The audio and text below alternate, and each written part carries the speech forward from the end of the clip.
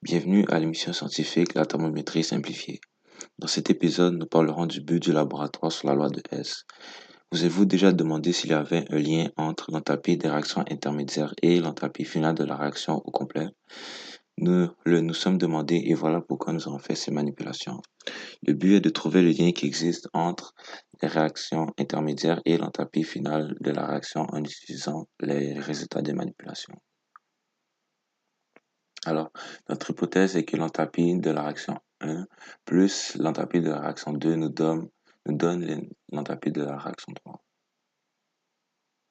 Alors, pour mieux comprendre la loi de Hess, il faut faire un retour en arrière et voir l'homme derrière cette loi, Germain-Henri Hess.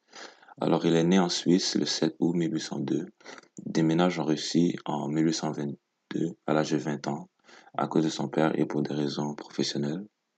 Il commence dans la médecine, mais se dirige vers la chimie après une rencontre avec Jacob Berzelius et publie la loi de Hess en 1840.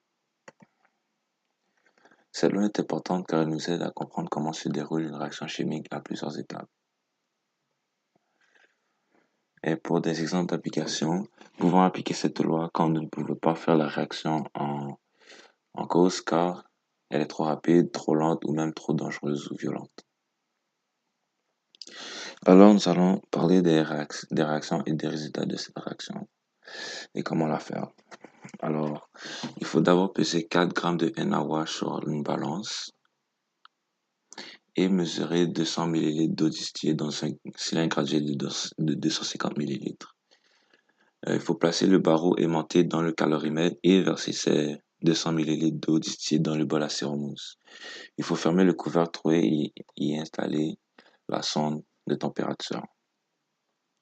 Et noter la température initiale et placer le calorimètre au centre de la plaque agitatrice.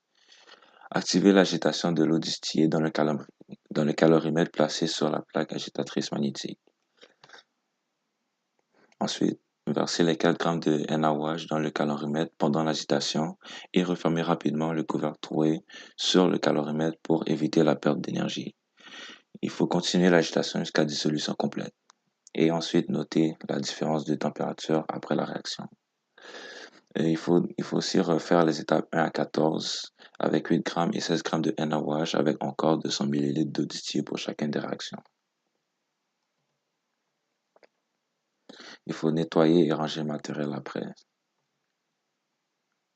Pour la réaction 2, la neutralisation du NaOH avec le HCl, il faut peser exactement 12 grammes de NaOH dans la pesée.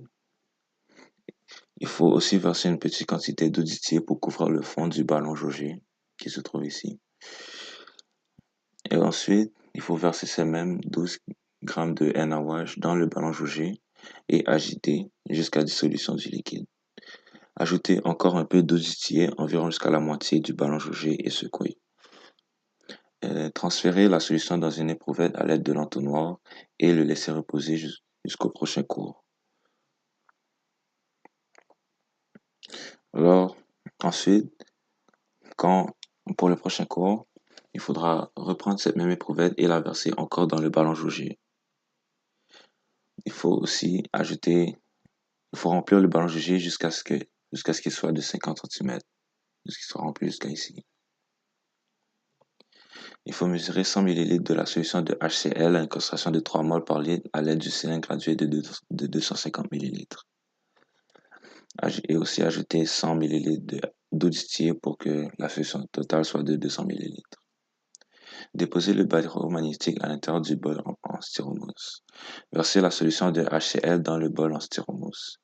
Fermer le couvercle et installer la sonde de température. Notez la température de la solution de HCl et de NaOH avant la réaction. Il faut déposer le bol en styromousse au milieu de la plaque agitatrice magnétique et actionner l'agitation. Ajouter la solution de NaOH à la solution de HCl dans le bol en styromousse et refermer le couvercle rapidement pour avoir des données plus exactes. Continuez l'agitation et observez la variation de température et lorsqu'elle ne varie plus, notez la température finale. Nettoyez et rangez le matériel. Pour la réaction 3, la dissolution et neutralisation du NaOH avec le HCl, il faut peser précisément 12 grammes de NaOH. Il faut aussi mesurer 100 ml de HCl et 100 ml de distillé pour avoir une solution finale de 200 ml. Placer dans le balancethermos le barreau magnétique. Verser la solution de 200 ml d'HCl dilué dans le bol en styromousse et ensuite placer ce même bol de styromousse sur la plaque agitatrice. Démarrer l'agitation et mesurer la différence de température. Faire un deuxième essai identique au premier en répétant toutes les étapes si haut. Et ensuite nettoyer et ranger le matériel. Alors pour la conclusion, pour la réaction 1, notre premier essai, ça nous a donné moins 41,08 kg par mol de NaOH. Pour le deuxième essai, moins 41,43 kJ. Et pour le troisième essai, moins 41,3 kJ par mol de NaOH. En moyenne, ça nous donne une moyenne de moins 41,27 kJ par mol de NaOH. Pour la réaction 2, nous n'avons fait qu'un seul essai et ça nous a donné moins 59,71 kJ par mol de NaOH. Pour la troisième réaction, notre premier essai nous a donné moins 99,722 kJ par mol de NaOH et pour le deuxième essai, moins 98,60 kJ par mol de NaOH. En moyenne, ça nous donne moins 99,161 kJ par mol de NaOH. Alors, vu que les résultats se ressemblent, nous pouvons confirmer la validité de nos manipulations. Pour les améliorations possibles, il nous faudrait plus d'essais pour la réaction 2 pour savoir si nos résultats étaient effectivement vrais. Il faudrait plus de ballons jaugés par équipe pour éviter la perte de solution quand on fait le transfert de ballons jaugés à l'éprouvette et aussi améliorer la qualité du calorimètre pour améliorer l'insolation et de ce fait améliorer et diminuer la perte d'énergie. Et alors, nous pouvons ensuite affirmer que l'hypothèse est confirmée avec les résultats qu'on a trouvés. Merci. Ce fut tout aujourd'hui pour cette émission de la thermométrie simplifiée.